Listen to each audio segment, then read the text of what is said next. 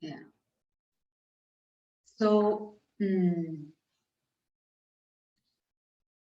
you read the middle 6 sections of the Bhagavad Gita, you could think that, Krishna is a pretty egotistical person. He talks about himself a lot from chapter 7 to 12. But when you read the 10th chapter, you realize that Krishna is accepting that his devotees are far greater than him, because they are absorbed in his thoughts so much that he becomes a willing servant of theirs. So you can see that Bhagavan, being Bhagavan, still takes on the role of charioteer for Arjuna. And it is said that on the battlefield, when the warrior has to give direction as to which way the chariot should head towards, because the battlefield is considered to be quite noisy, then the warrior would use his foot to touch the charioteer to let him know which side he needs to go. Although this was the Supreme Lord Krishna, Arjuna used to use his foot to put it on the Lord's body to tell him how to navigate, whether he should swerve left or swerve right. So even though the Lord is Bhagavan, for his pure devotee, he is willing to take on any role. And the Lord took on the role of a charioteer. And because of the role, the only way to communicate was through the foot of the rider of the chariot, the warrior. But Krishna does this out of love. He does this out of love for his devotees. And Krishna says that because his devotees are always thinking about him, they always have him in their heart. And because of that, Krishna holds his devotees to be much higher than him, much superior to him. And Srila Prabhupada says that devotee association is so powerful that it can forcibly drag you to Krishna. That the association of fellow devotees is so powerful, so influential, that even without your knowing it or being fully conscious of it or being aware of it, suddenly one day even you become Krishna conscious. Although you may not have ever planned to become Krishna conscious. Actually, none of us planned to be Krishna conscious. We just came in because of the mercy of other devotees, the blessings of other devotees. So that's what Prabhupada says, that devotee association is so powerful. That's why in that formula of ABCD, A, the first element of devotional service is to always associate with fellow Vaishnavas. It's like if you're not associating with Vaishnavas, it's like unplugging your charger from the socket. So you need to always stay plugged in with the devotees, because they are the source of inspiration, support, love, encouragement, compassion, that helps you to continue to practice Krishna consciousness. So I heard another preacher say, like Prabhupada was saying, that the association of devotees is so powerful, it can forcibly drag you to success. I heard another devotee use an analogy, a Mumbai analogy of the local trains there.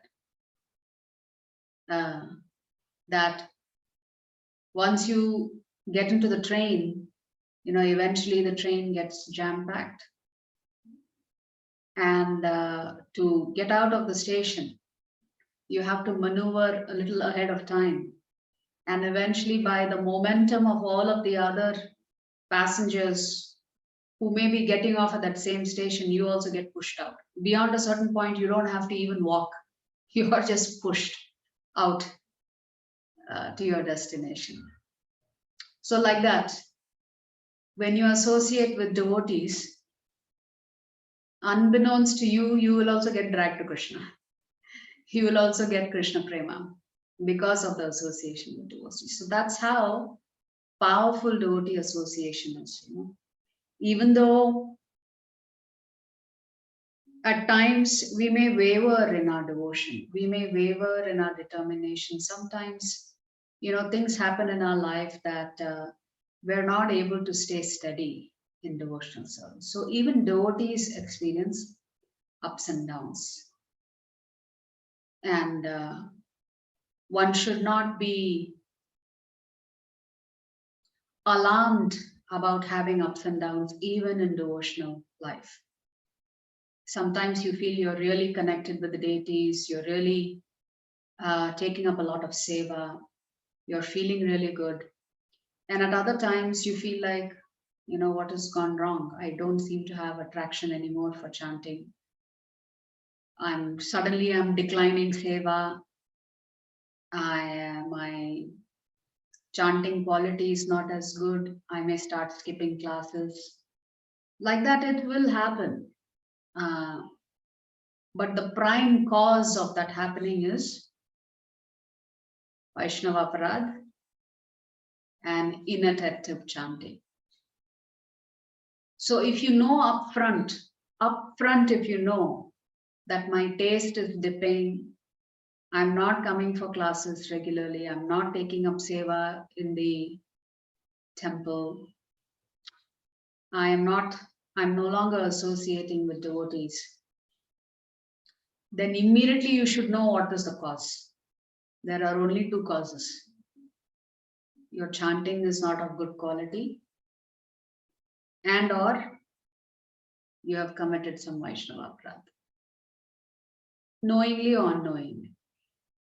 If you've done something knowingly, then the only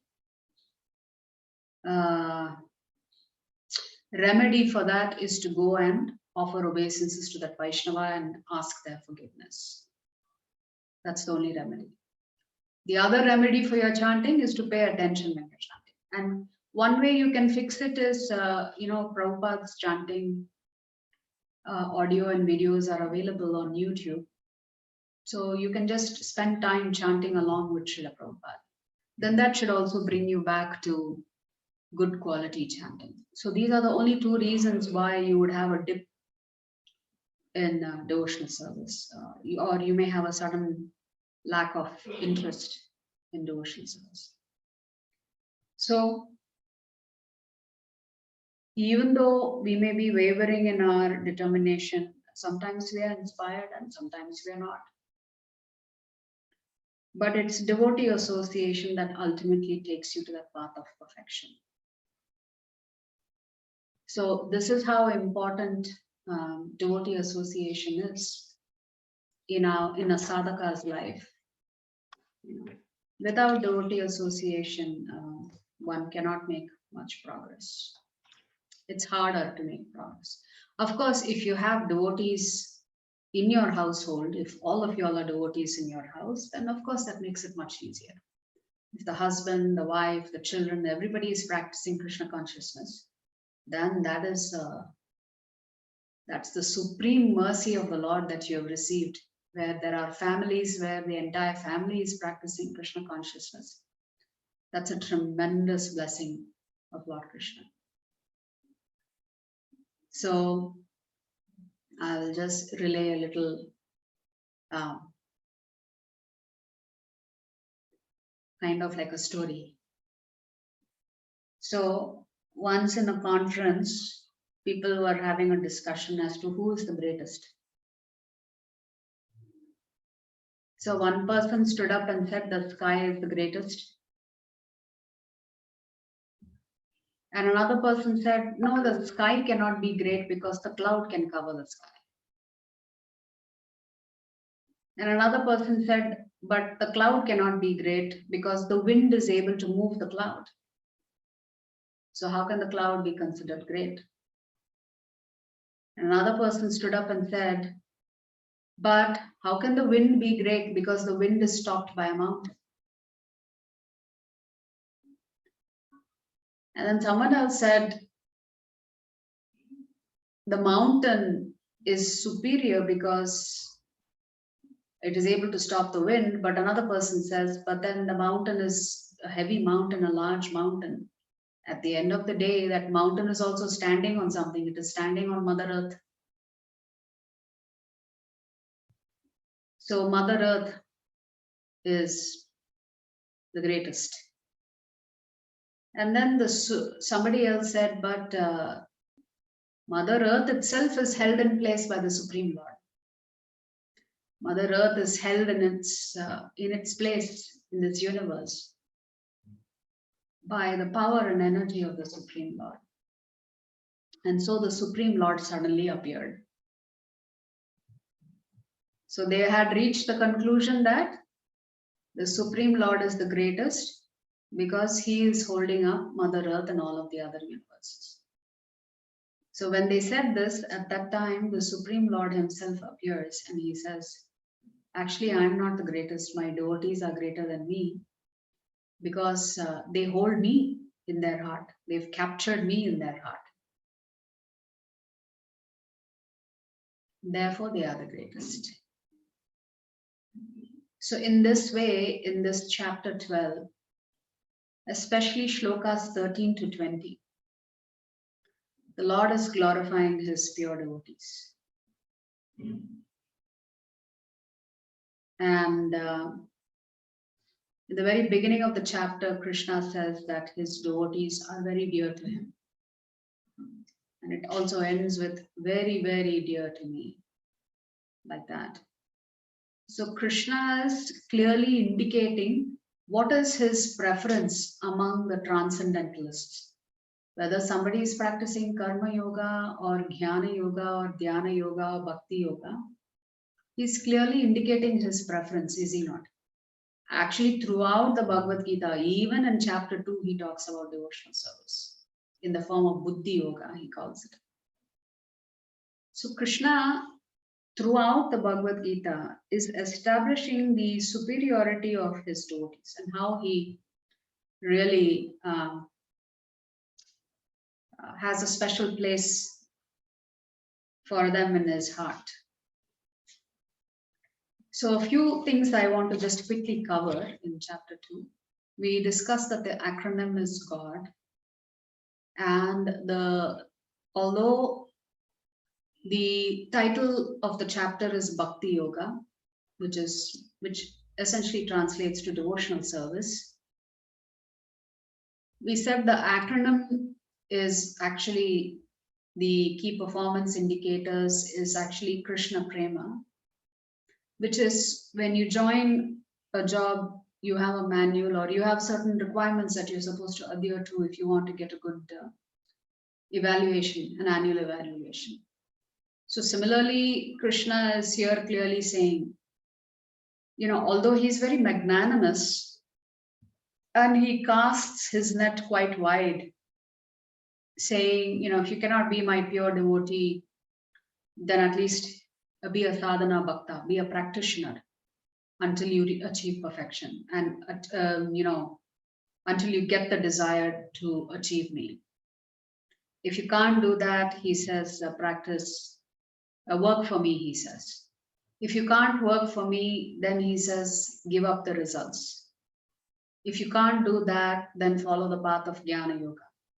If you can't do that, superior to Jnana Yoga is Dhyana Yoga. So like this, Krishna is casting his net wide. And he's saying, all of you can come under my protection eventually. In chapters 1 to 6, which is all about Karma Yoga, essentially Krishna is saying, Karma Yoga can lead to Bhakti Yoga. Then in chapters 7 to 12, he's actually talking about Bhakti Yoga, the different levels, the stages of Bhakti Yoga. Then in chapters 13 to 17, where we'll pick up chapter 13 today, he will talk about how Jnana Yoga also leads to Bhakti Yoga. So essentially in that ladder, everything ultimately has to culminate in Bhakti Yoga. That is, if you want to reach Krishna. If you have other goals, then you may stay on a particular rung and achieve those goals. So we talked about how in this middle 6 chapters, Krishna has talked about his impersonal aspect in the form of, of the stars, I'm the moon, of the immovable, I'm the Himalayas, etc., etc. And then in chapter 11, he talks about his form aspect. And therefore, chapter 12 begins with Arjuna asking a question, of the two, which is better? Is impersonal worship of his Nirakara form better, or is his form worship better? And Krishna immediately says that those who worship his form are most perfect, he says. Right? I think that was in the second or third shloka. No, second shloka, where Krishna says that those who fix their minds on my personal form and are always engaged in worshipping me with great and transcendental faith are considered by me to be most perfect. So immediately he says, better than worshipping his Nirakar form, the formless aspect, is to actually worship his form itself. So we also discussed that Arjuna is now asking questions for the benefit of you and me. And he also has certain objectives that he wants to accomplish now. So he wants to establish, without any doubt for you and me, the position of the devotees of the Lord. He also wants to establish his own position as a devotee of the Lord in this chapter. So those are two things that Arjuna accomplishes here in chapter 12. One, the Lord prefers his devotees. The Lord prefers Bhakti Yoga. Two, Arjuna himself is a pure devotee of the Lord. He may be acting like he's not by asking all these questions, by being confused. That's because Krishna uses his Yogamaya potency to bewilder him so that he begins to ask these questions. So two things. Arjuna establishes without ambiguity by asking these questions that the devotees are the most endearing to the Lord. And then he has to establish his own position as a devotee as well, finally, here in chapter 12. So we talked about the yoga ladder. I want to come to those shlokas.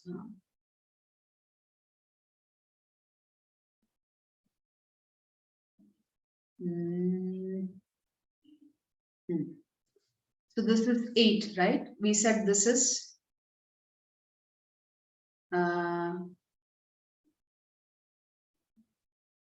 pure devotional service. Just fix your mind upon me, the Supreme Personality of Godhead, and engage all your intelligence in me. Thus you will live in me always without a doubt. So he's saying, if you do this, this is the result. Correct? Let's look at the next shloka. My dear Arjuna, O winner of wealth, if you cannot fix your mind upon me without deviation, then follow the regulative principles of Bhakti Yoga.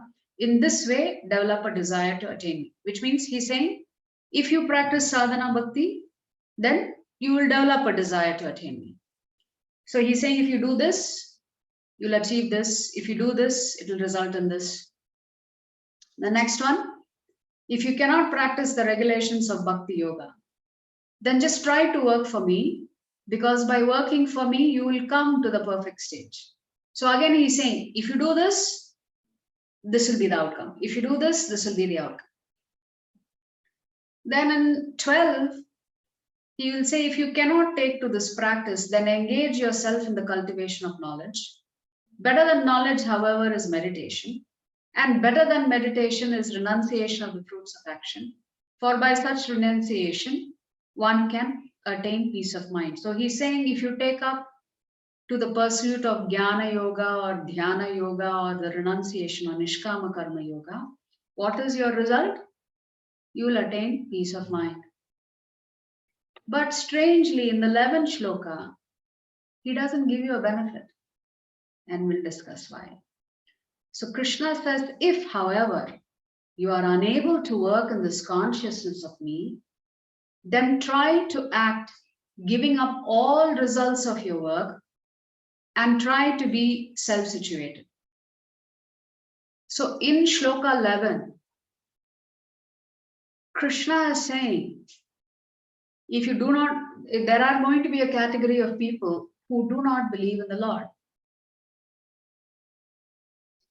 He's saying, even for them, even if you don't believe in God, and if you believe that work is worship, then at least you do your duty and give up your results in charity. Do some charity, not that you have to give up everything in charity, but use whatever outcome you get in performing charitable acts. And try to be self-situated, Krishna is saying. So this means in shloka 11, there is no acknowledgement of Krishna. And therefore, Krishna is not going to talk about results, except for the fact that at least if you use whatever benefits that you get by performing your work to do some charity, then what will you get? You will get at least some punya, right? So Krishna is saying, okay, you don't want to do Sukriti, that is fine. But at least you be attached to your duty and use the results of your work in performing some amount of charity. Then at least you will accumulate punya and eventually come to the Sattva Gun stage. And once you come to the Sattva Gun stage, the Sattva Gun stage can act as a springboard for the Shuddha Sattva state. So which is why, technically speaking, this is not on the ladder, that yoga ladder at all. He's simply saying, do your duty and, whatever you want to do, do it. It doesn't matter. But at least whatever results that you get, use it in some charitable service. If you do that, at least you'll get some punya. He's not saying you'll get punya here. He's not talking about the benefits. He's saying try to do this and try to do this. So you'll see Krishna is casting his net wide. He is so compassionate. He wants to make sure that even if you don't believe in him, at least if you use your results to offer some charity somewhere, you will get the benefits of that in the form of punya. So Krishna is coming from pure devotional service to sadhana bhakti, which means you follow rules and regulations. It does not mean pure devotees don't follow rules and regulations. They do it more, but they do it willingly. They do it spontaneously. We are forced to follow. Forced means we have to force ourselves. Nobody else is going to force you. We force ourselves to follow the instructions simply because we think A great Acharya has said this, and I must do this. A great Acharya has said, if you do this, I will get this result, and therefore, in anticipation of that, I will do this. So in the beginning, we may or may not have any faith. So we may be living off borrowed faith of a pure devotee. And then slowly you will develop your faith. Like Srila Prabhupada says, devotee association is so powerful that you will be dragged to Krishna, whether you are conscious of it or not, or you want it or not. That's the power of devotee association. So this is the yoga ladder that Krishna talks about in reverse, starting with pure devotional service to sadhana bhakti, to nishkama karma yoga, to giving up the results of work by using some of the results in charity. Then he comes to knowledge. Better than knowledge, he says, is devotional service. And then he talks about renouncing the fruits of action, which is essentially nishkama karma yoga. There you are very much attached to your duty. The only difference is your intent is to avoid karma. So you are more karma conscious than Krishna conscious in nishkama karma yoga. Yeah. And then from here, from shloka 13 to 20, Krishna talks about the qualities his devotees have. So let's just quickly read. One who is not envious, but is a kind friend to all living entities, who does not think himself as a proprietor and is free from false ego, who is equal in both happiness and distress, who is tolerant, always satisfied, self-controlled, and engaged in devotional service with determination, dhridavrata. His mind and intelligence fixed on me. Such a devotee of mine is very dear to me. He by whom no one is put into difficulty, and who is not disturbed by anyone, who is equipoised in happiness and distress, fear and anxiety, is very dear to me. So you will see Krishna saying, very dear to me, very dear to me, very dear to me in these shlokas. My devotee, who is not dependent on the ordinary course of activities, who is pure, expert, whatever devotee does, they strive for perfection. If they are decorating the deities, they will strive for perfection. If they are making a flower garland for the Lord, they will strive for perfection. If they are cooking for the Lord, they will strive for perfection. So a devotee never approaches any of their seva casually. So a devotee is always inclined to do everything very nicely, because why? Their intent is to please the Lord. So one cannot please the Lord if you're casual, right, about your service. Can you please the Lord if you're very casual about trying to please the Lord? Then you will not please the Lord.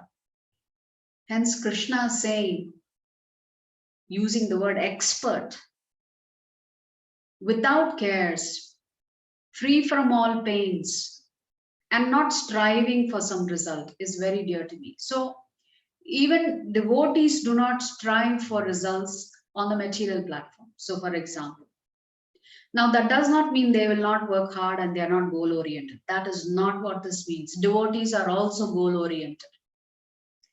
But then they don't allow achievement of that goal to begin to contaminate their ego.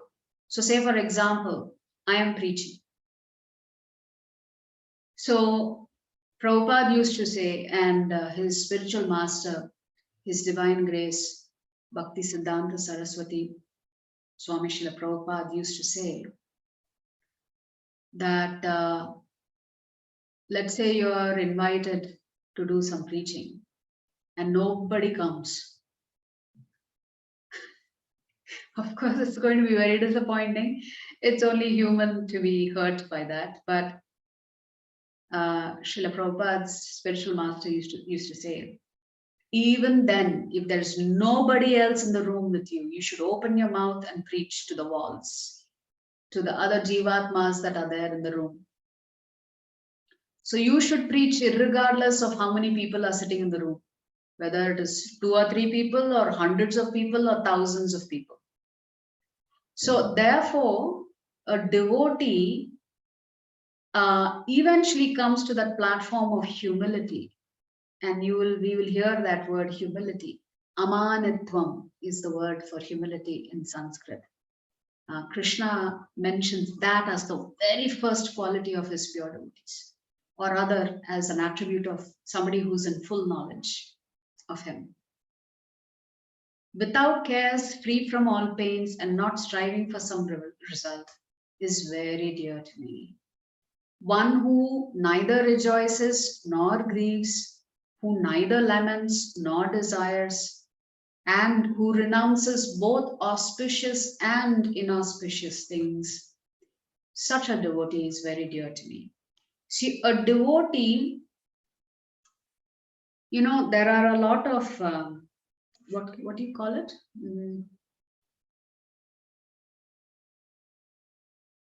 Superstitions that we have, right? Oh, this is auspicious, this is inauspicious, etc.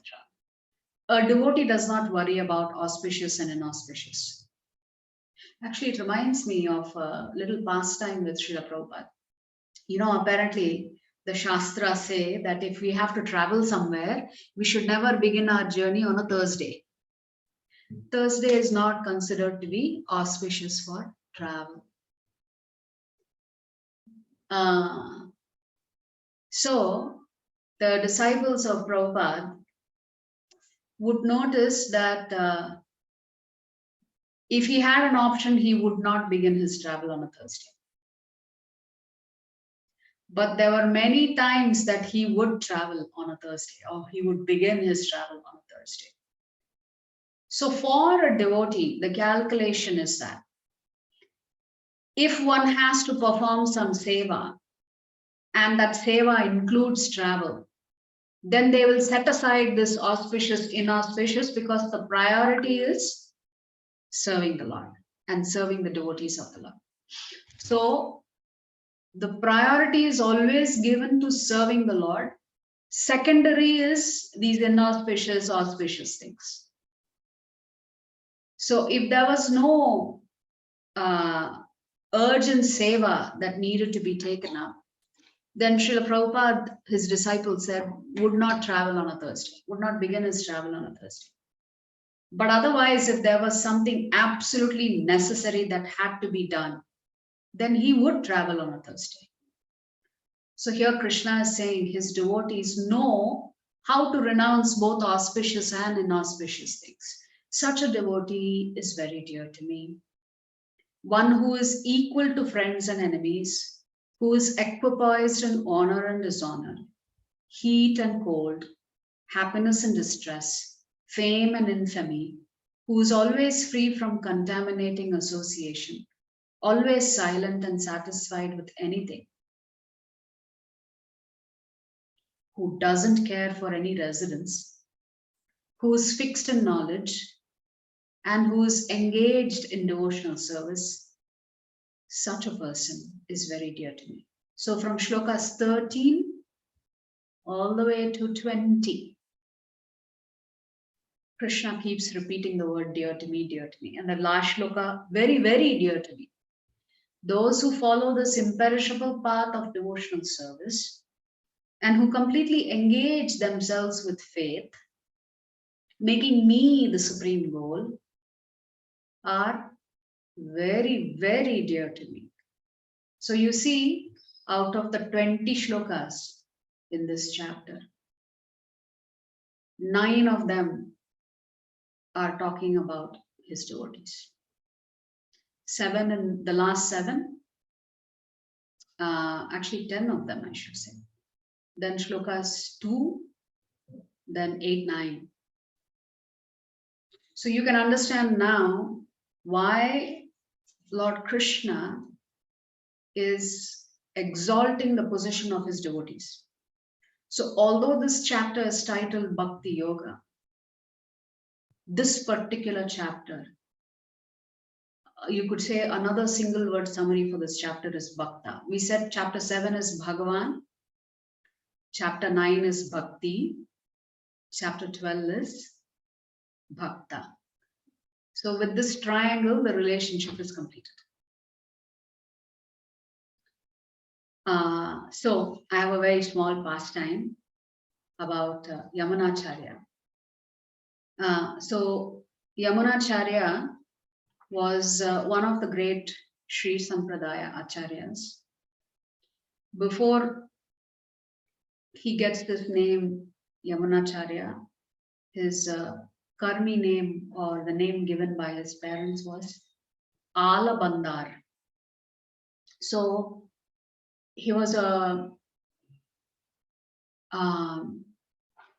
extremely intelligent, very well versed in the Shastra. So at a very young age, he becomes a Pandit. He used to debate and defeat adults. So like this, as a young child, he defeats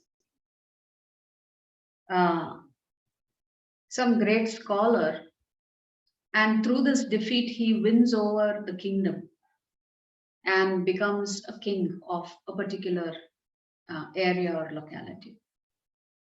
His grandfather's name was Nada Muni, a great devotee of the Lord, a pure devotee of the Lord. But once this Yamanacharya becomes the king, he gives up school, because remember, when he won this debate, he was still very young. So he takes over as king when he was very young. So he gives up school to focus on running the kingdom. And he was so engrossed in running the kingdom that he completely forgets about Shastras, Bhakti, this, that, and the other. So meanwhile, Nada Muni, his grandfather, is approaching death, and he's very worried about his grandson. He's saying, what has happened? You know, my grandson had such potential to be a great devotee, and he's so engrossed in running his kingdom. So this Nada Muni asks his disciple's name is Rama Mishra. He asks Rama Mishra, he says, I have one last desire before I die. I would like you to fulfill my desire. My desire is you should go to my grandson and bring him back to Krishna consciousness. And saying that, Nada Muni leaves his body. So Ram Mishra has to decide how is he going to get the king to become Krishna conscious. How is he going to get Yamanacharya to do this? So he comes up with a plan. So he goes to the kingdom that Yamanacharya is ruling, and he goes to the kitchen, and he approaches the cook who cooks for the king every day. And every day he would bring a particular type of spinach that is supposed to increase your intelligence. I don't know what it is called, what that particular spinach type is called. But apparently there is a particular spinach that if you consume, it increases your intelligence. So what Ram Mishra would do is, every day he would take the spinach bunch and go and give it to the cook. And the cook would make all kinds of different items for the king, and Yamanacharya would really enjoy it. And one day the cook serves him his meal and there is no spinach. So Yamanacharya asks him, how come today there is no spinach? I really like that spinach. How come today there's not a single dish with that spinach? And then the cook tells him, actually today I didn't get that spinach. And when Yamanacharya asks, what do you mean you didn't get that spinach? At that time, the cook tells him, there is this gentleman who would come to my kitchen every day, give me this spinach bunch and ask me specifically to cook some dish for you. So this intrigued Yamanacharya. He said, Acha, who is this person? Can you bring him to me next time that he comes? So sure enough, Ram Mishra goes again and hands over the spinach to the cook, and at that time the cook takes him to Yamanacharya. And Yamanacharya asks him, who are you? And why are you bringing me this spinach every day like this? And at that time, Ram Mishra says, I am a disciple of your grandfather, Nada Muni.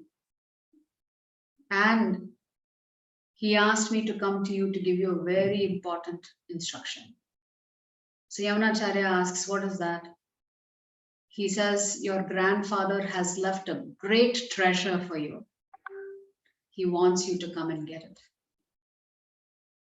So at that time, Yamanacharya says, well, why don't you just bring the treasure to me? What is the big deal? You can give it to me. And Yamanacharya was thinking, once I get that treasure, I will use it to expand my kingdom. So Ram Mishra tells him, no, this is not that kind of treasure. It is something very special. You need to come with me, and then you can take it from there. And then Yamanacharya says, okay, I will come with you, but my team has to come with me. I'm a king, I don't travel alone. I always go with my ministers. So at that time, Ram Mishra tells him, no, this one particular trip, it's a very, very confidential thing. So please, nobody should accompany you. It should just be you and me. So Ram Mishra tells him it will take 3 days for us to reach this place. So Yamanacharya agrees to go with him. By now he is intrigued by what is this treasure. So the first night they rest somewhere. And what does Ram Mishra do?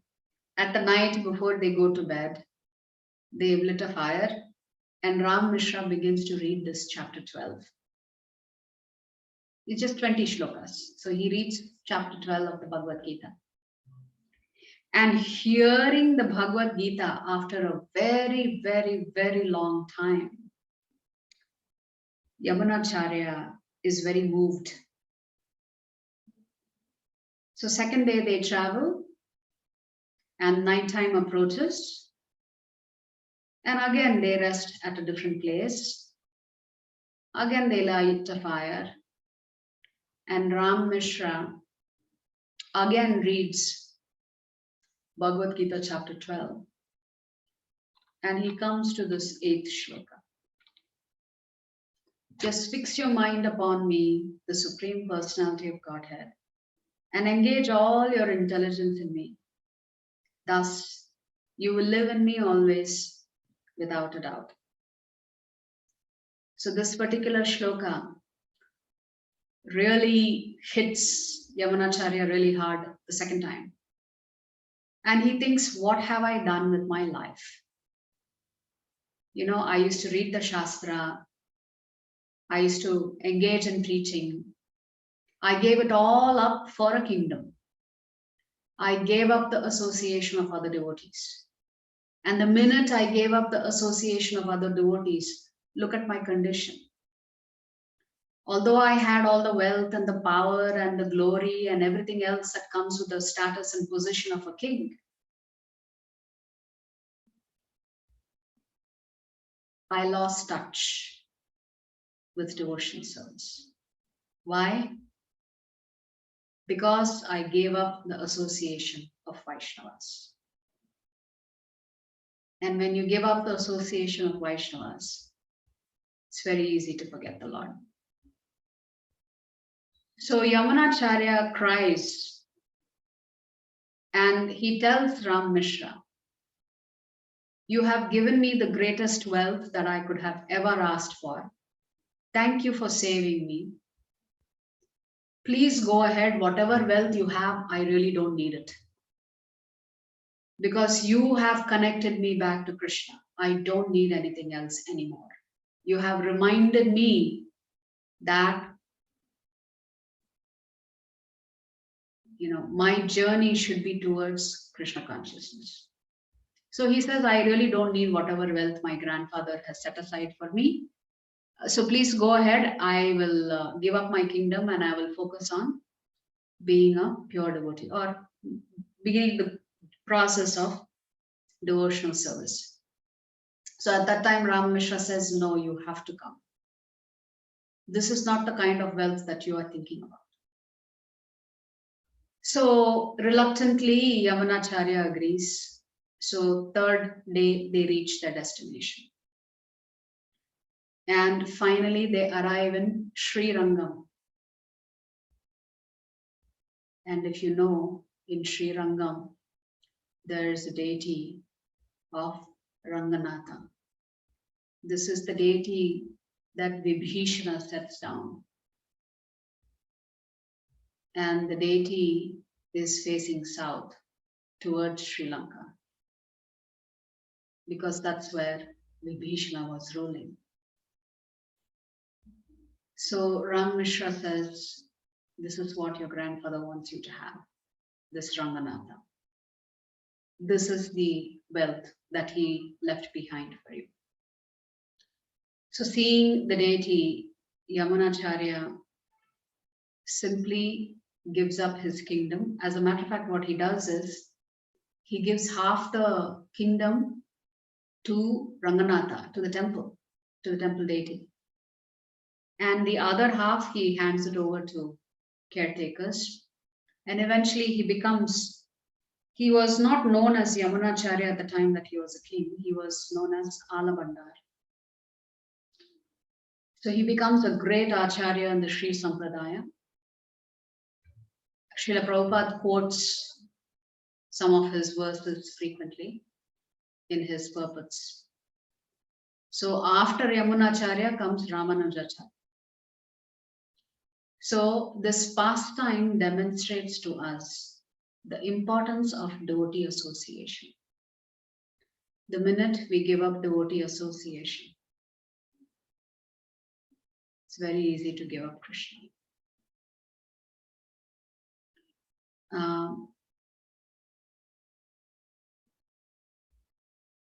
So with that, we will conclude chapter 12 and we'll begin chapter 13. So chapter 13, so this begins the last section of the Bhagavad Gita, 13 to 18. So we said that the first 6 chapters, Arjuna has experienced amnesia, he has forgotten who he is, and Krishna has to re-establish his identity. And in the process,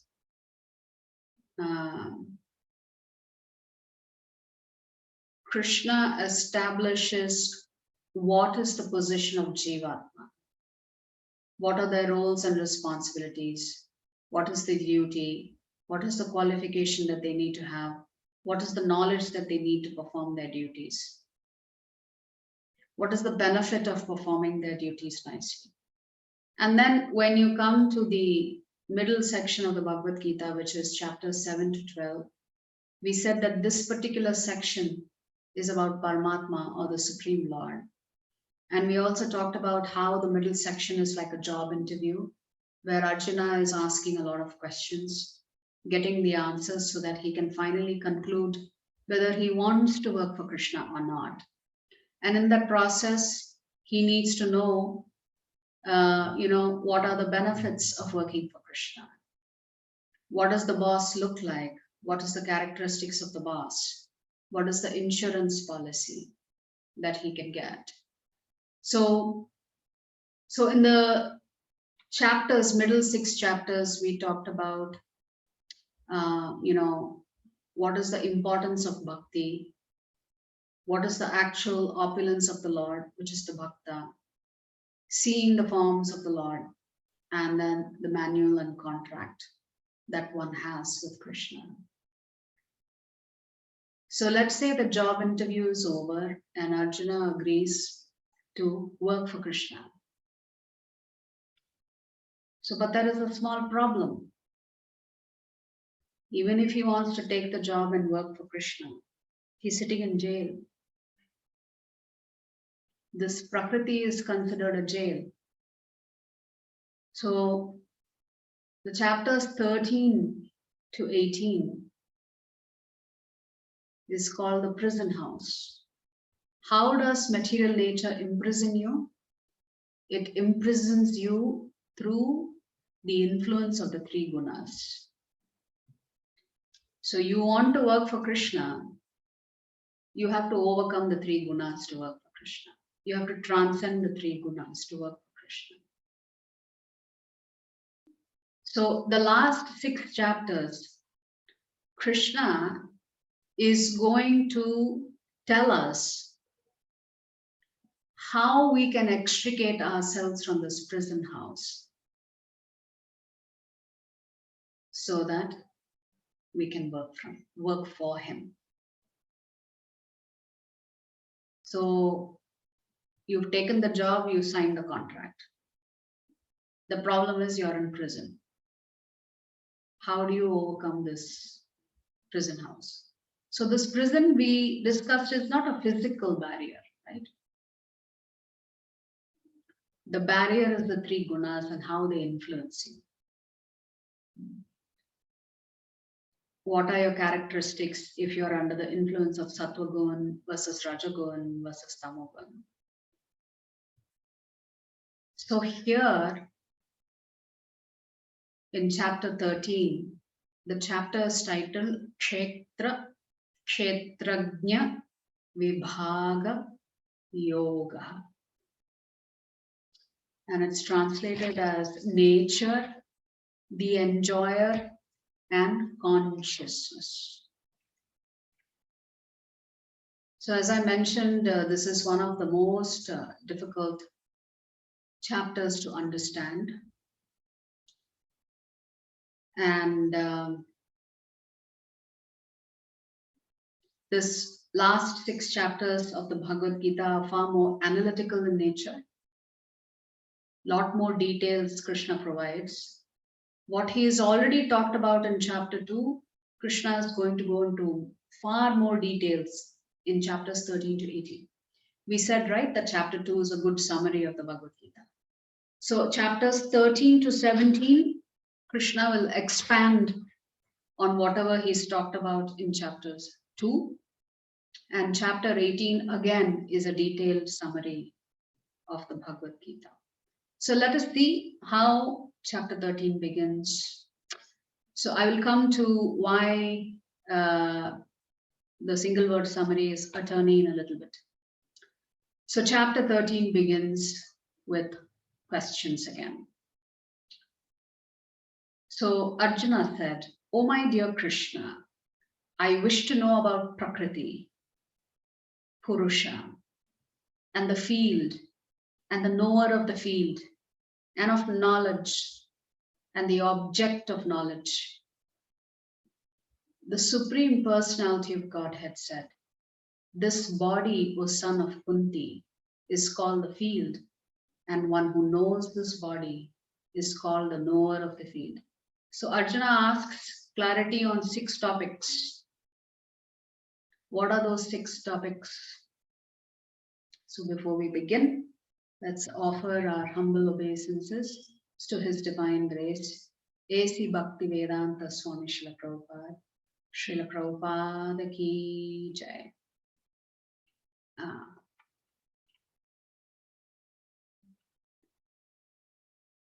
We covered this. The acronym for today's chapter is WISE. So Arjuna is going to ask questions that gives Krishna an opportunity to go in a little bit more detail about what is it that we really need to know to work for Krishna. What are the do's and don'ts? So that entire piece is covered in chapters 13 through 17. Items of knowledge. There are 20 qualities that a devotee possesses that Krishna says he considers that to be knowledge. Everything else outside the 20 he says is ignorance. Then he talks about the super soul, the difference between the super soul, material nature, and Jivatma. So again, the same thing will come back again. Paramatma, Jivatma, and Prakriti. And then how does an enlightened soul actually conduct themselves? So since the chapter is a little bit more technical, I'll just stick to the slides now. If we need to, we'll come back to the shlokas tomorrow. So the questions, please repeat after me. Arjuna uvacha. Uvacha. Prakritim purusham chaiva. Prakritim purusham chaiva. Kshetram kshetrajnameva cha. Kshetram kshetrajnam evacha. Etad veditumicchami. Etat veditum ichchami. Jnanam gyeyam cha keshava. Jnanam jneyam cha keshava. Shri Bhagavan uvacha. Shri Bhagavan uvacha. Idam shariram kaunteya. Idam shariram kaunteya. Kshetram iti abhidhiyate. Kshetram iti abhidyayate. Etadyo veti tam prahuhu. Etat yo veti tam prahu. Kshetrajna iti tadvidaha. Kshetrajna iti tatvidaha. So this seems like an absolute riddle, hard to understand even what Arjuna is asking. So we'll read again. I wish to know about Prakriti. Prakriti is easy, it's nature or Mother Durga. Purusha, the enjoyer. The Lord is known as the Adi Purusha. The word Purusha means enjoyer. The word Prakriti means to be enjoyed. Purusha always enjoys Prakriti. That's how the world is constructed. There is the enjoyer and there is the enjoyed.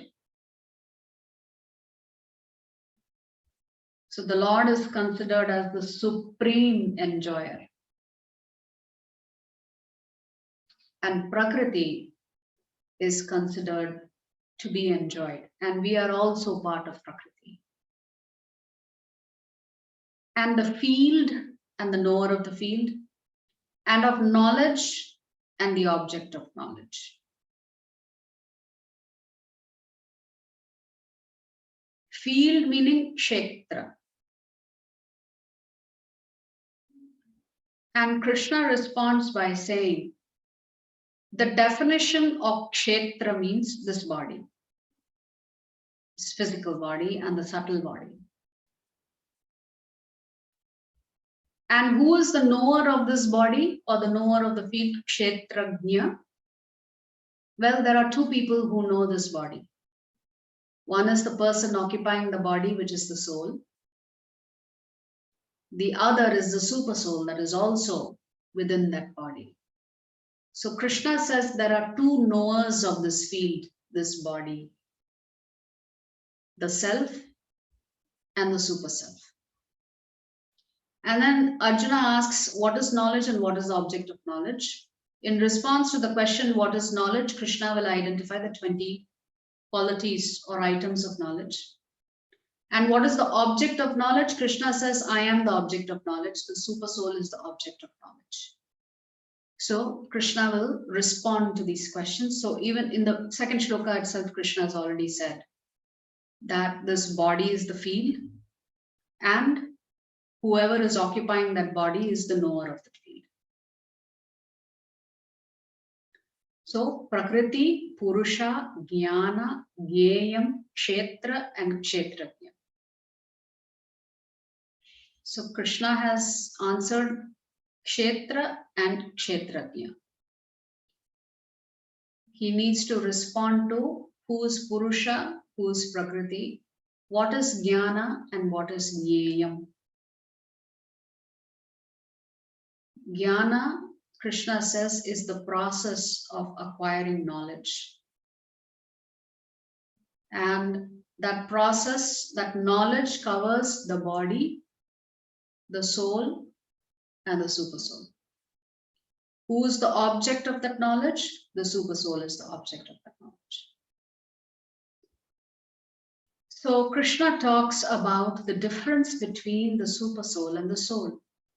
The super soul is the super knower, because if you recall in chapter 4 itself, Krishna has said, all of my births I know, all of your births also I know. I remember past, present, and future. So Krishna is the super knower. He knows everybody, every single living entity that is ever created, not just in this universe, but in all the universes. Krishna says, I have full knowledge of all of them. Whereas for the soul, we can only know our own body. If at all we come to that path of actually knowing that there is a difference between the body and the soul, but we can only experience things through our own body. The super soul is the supreme proprietor and controller. We are the secondary proprietor and controller. Why are we saying we are the secondary proprietor and controller? Because Krishna says, in one of the shlokas, that this superior energy of mine is manipulating the inferior energy for certain outcomes. So in that sense, the human beings become proprietors and controllers with the small p and the small c. We are trying to control material nature. We are trying to do all kinds of planning so that we can be happy all the time. So from that sense, we become proprietors, secondary proprietors and controllers. The super soul is infallible, which means it cannot make a mistake. And it is always going to be superior to the spirit soul. So the spirit soul is fallible and subordinate to the super soul. The super soul is superior. The individual Jivatma is always going to be subordinate to the Supreme. Then what are the items of knowledge? So very beautifully Krishna says the items of knowledge is to understand that there is a difference between the body and the soul, and that the soul has an eternal relationship with the super soul. Here he will talk about the 20 qualities or items of knowledge. We'll read that now. What is the very first thing Krishna is defining as knowledge?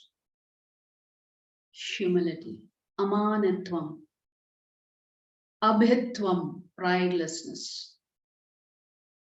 non-violence, tolerance, simplicity, approaching a bona fide spiritual master. So you can see Krishna is emphasizing the importance of Guru for a bhakta.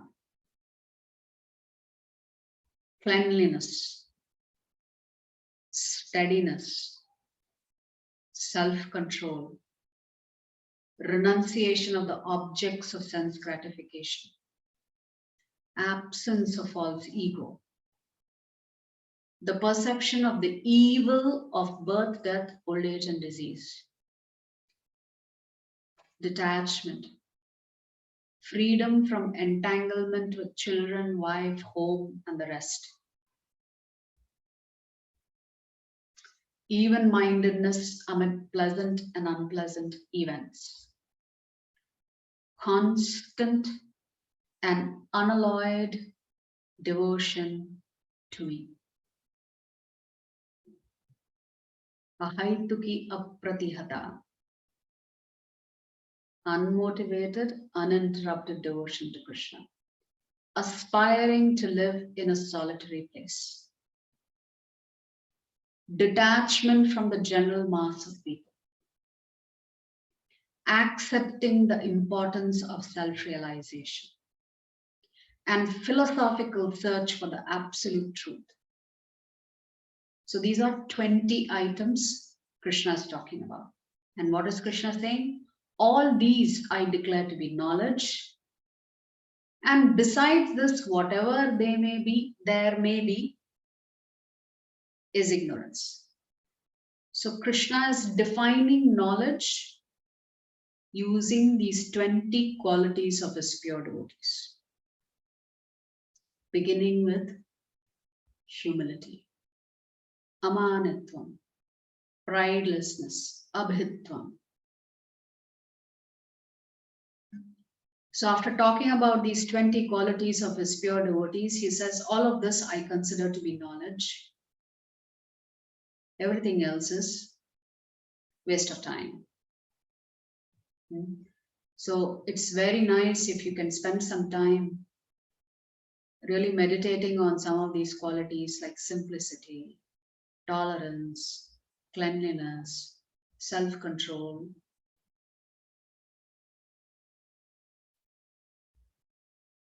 Being calm no matter what happens. Interacting with people, but at the same time learning to be detached from them. Understanding that there is a higher truth that we all need to pursue. Understanding that this cycle of birth, death, old age, and disease is an existential crisis for us. So these are very good qualities to ponder over, because this is what Krishna is asking us to become as pure devotees. So it begins with humility, amanitvam. But obviously the most important factor there is constant and unalloyed devotion to me. Ananya yogena, Krishna says.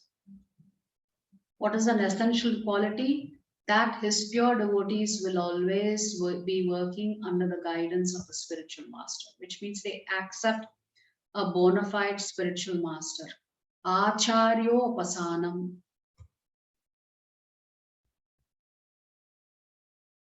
Ahimsa, non-violence. Atma vinigraha, self-control. Aratir jana samsadi, detachment from general mass of people. Then, how do we actually achieve these 20 qualities? Because whatever sadhana bhakti that we perform ultimately should lead to pure love of the Lord. So the only thing we need to do is to begin practicing sadhana bhakti. Krishna himself says, all of the other qualities will develop naturally in you. You don't have to artificially try to be humble. You don't have to artificially pretend to be compassionate because suddenly you're chanting. Over a period of time, the more you chant, the more you will acquire these qualities naturally.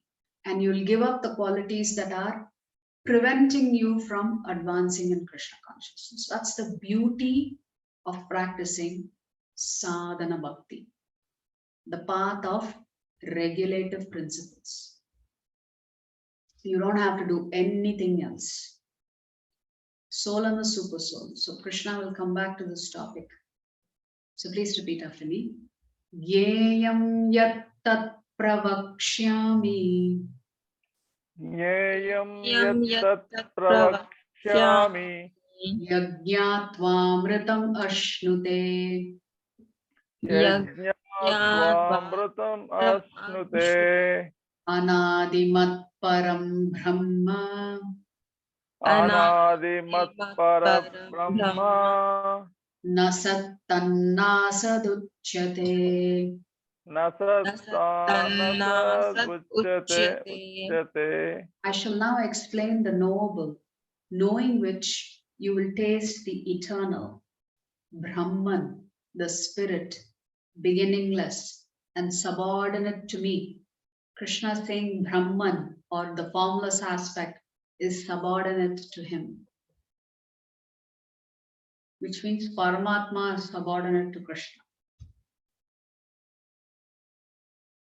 Lies beyond the cause and effect of this material world. Then, attribute of the soul. The soul is eternal. By the way, Brahman has many meanings. Brahman means Atma. Brahman also means Paramatma. So depending on the context in which it is used. Here, Krishna is saying Brahman is the individual soul and it is subordinate to him. But it is eternal. It does not have a date of birth and it does not have an expiration date. So it is anadi. It is always subordinate to Krishna, which means the Jivatma is always subordinate to Paramatma and also always dependent on Paramatma. It's beyond the cause and effect of this world. So the soul by itself is eternally pure consciousness. Super soul. Bahirantascha bhutanam. Bahirantascha bhutanam Acharam charamevacha. acharam charamevacha Sukshmatvat tad avijneyam. sukshmatat avidnyayam Durastam chantike chatat. durastam chantike chatat. So now this is the super soul. The supreme truth exists outside and inside of all living beings, the moving and non-moving. Because he is subtle, he is beyond the power of the material senses to see or to know. Although far, far away, he is also near to all. So here Krishna is talking about the super soul. The super soul cannot be easily experienced because it is subtle. It is beyond the realms of the material senses. Although far, far away, he is also near to all. Again, sounds like a riddle, no? What is Krishna saying? Although far, far away, he is also near to all. The supreme Paramatma, the super soul, although it is residing within every single atom in this universe and residing within moving and non-moving entities, is not contaminated because of coming into contact with contaminated jivatmas. Another meaning of this, although far, far away, he is also near to me. So Krishna is also implying here that the Paramatma does not engage with those jivatmas who do not accept his position as absolute. In that sense, Paramatma is at a great distance with those jivatmas who do not wish to associate with him, who do not wish to acknowledge him. But at the same time, the minute a devotee acknowledges the Paramatma feature of the Lord and surrenders to the Bhagavan,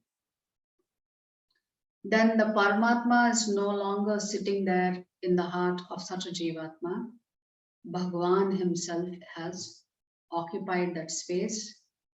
And while Paramatma's duty is to be more of a witness, neutral, but when the devotee surrenders to the Lord takes over. So the Lord is no longer neutral. He has an active interest in your life. He wants to take care of you. He wants to protect you because you have asked for his shelter. So obviously he is going to do whatever he needs to do to protect you. Attributes of the super soul, it is all pervading, it is everywhere. It has hands, legs, eyes, ears, heads, and faces everywhere, which means the super soul is so unfathomable. To act as a witness, it has to have consciousness, super consciousness. So through the super consciousness, it is able to observe and witness everything that the soul does. All reconciling. It's there both inside and outside of all living entities. It is transcendental, which means it doesn't have indriyas like you and I do. It has spiritual senses because it is transcendental. And it is the source of all the senses of the living entities. So Krishna says that the super soul is the source of our senses. It is undivided, but at the same time, it resides in the heart of all. So it is present in every single Jivatma, but it doesn't divide itself. So this is something we cannot understand. How can something be in every single Jivatma and not be divided, still be whole, complete? It resides in the heart of all. So who can know the soul and super soul?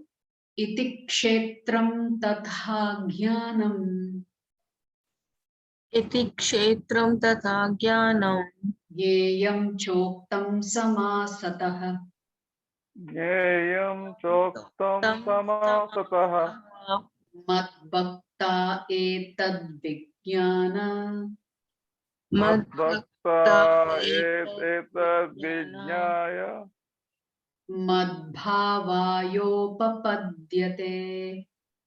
मद्भावायोपपद्यते. Thus the field of activities, the body, knowledge, which is those 20 qualities, and the knowable, knowable is this body, the soul, and the super soul, have been summarily described by me. And then Krishna says, Mad Bhakta, only my devotees can understand this thoroughly and thus attain to my nature. So now we'll come to the last segment, enlightened beings, the devotees of the Lord. Who is the real enjoyer? The Lord is the real enjoyer. So now we'll come to the last section where the Lord will talk about the qualities of the Jiva, the qualities of Prakriti, the qualities of the Super Soul. Who is a realized Jiva? Acquiring Jnana Chakshu, which is the eyes of knowledge. And what is the final destination for those who acquire this Jnana Chakshu? Qualities of a Jiva, beginningless.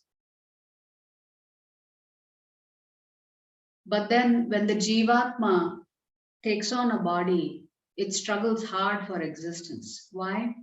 Because it wants to conquer and enjoy and become the proprietor of everything that it sees. And the function of material nature is to frustrate us. And we can, as we said, in this prison house, you can take any one of the 8.4 types of clothings, bodies, based on your prior actions and your desires. What you deserve plus what you desire decides the type of body that you acquire in your next life. Qualities of material nature. Even Prakriti is beginningless. It is eternal. Although it is temporarily created, maintained, and destroyed, the Lord's external potency is eternal. It keeps transforming. It provides the residential quarters to the Jiva, this prison house that it is built very nicely. And it controls the Jiva through the three modes, Sattvagun, Rajagun, and Tamogun. Qualities of the Super Soul. The Super Soul is the transcendental enjoyer. He is the proprietor. He is the witness. He is the permitter. Permitter in the sense, the Super Soul decides what desire and prayers that you have actually get fulfilled or rejected. So you have the Super Soul and the soul. We said the minute the soul occupies a body, especially a human body, it begins to desire. It sees everything around it and it says, oh, I can have that, or I can do this, I can do that. So karma begins with desire. We said yesterday, right? Kutam, bhijam, which leads to papa, punya, that leads to aprarada karma, which will then fructify in the future. And then this desire is constantly being fed. So this kutam, as long as that kutam is there, it will keep fructifying. And the cause of our karma is avidya. And we discussed yesterday the only way to get rid of avidya is by practicing sadhana bhakti. So the soul, based on its past actions and its desires, gets a body, but nature decides which body you get. So you don't have a choice directly in selecting the body. Indirectly, you have selected by your body by your actions, your karma, and your residual desires that you're carrying with you from life to life. So who is this realized jiva? He can distinguish, first of all, that there is a difference between the body and the soul. Again, coming back to chapter 2. And he also knows that there is a super soul, and the super soul is acting as a companion. Like two birds on a tree, one bird just silently watching what the soul is doing. But at the same time, the soul is considered the non-doer. The actual doer are the three gunas that are influencing the body. The soul by itself is not acting. So hence Krishna says the soul is a non-doer. Jnana chakshu. Yavat sanjayate kinchit.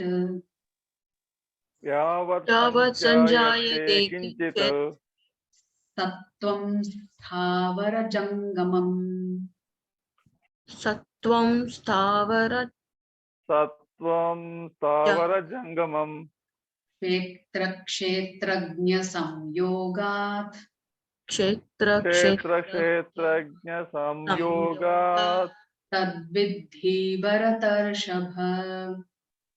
tadvidhi bharatarshava. O chief of the Bharatas, know that whatever you see in existence, both the moving and the non-moving, is only a combination of the field of activities and the knower of the field. So that means the body in connection with Prakriti and its own senses and intelligence is dictating the existence itself.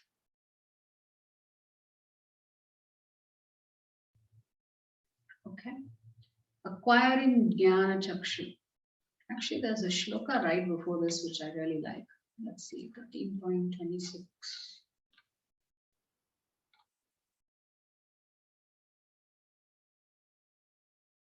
I like this shloka. Krishna says here, again, there are those who, although not conversant in spiritual knowledge, begin to worship the Supreme Person upon hearing about him from others. Because of their tendency to hear from authorities, they also transcend the path of birth and death. So very sweetly Krishna is saying, he's talking about the sadhakas, the sadhana bhaktas. So initially, we come to Krishna conscious by hearing something about Krishna, right? Like you are hearing about the Bhagavad Gita in these classes. So when you hear from the lips of pure devotees like Srila Prabhupada about the Bhagavad Gita or the Bhagavatam, you become attracted to the Supreme Lord. So Krishna is saying, you may not be well versed in Shastras and what is the do's and don'ts and spiritual knowledge, but just by hearing once about Krishna, that is itself sufficient to attract you to learn more from the authorities. And eventually, such a person will also transcend the path of birth and death.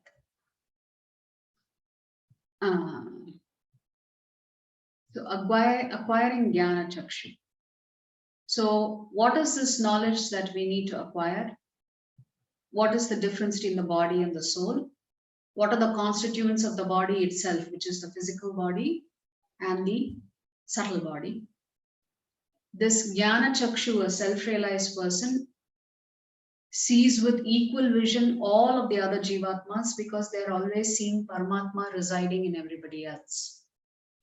And then they eventually get complete control over their mind and senses.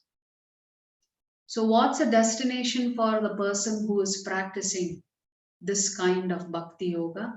Kshetra kshetragnayorevam Kshetra kshetrajnayorevam antaram jnana chakshusha Antaram antaram jnana jnana chakshusha bhuta prakriti moksham cha bhuta prakriti moksham cha ye viduryanti te param.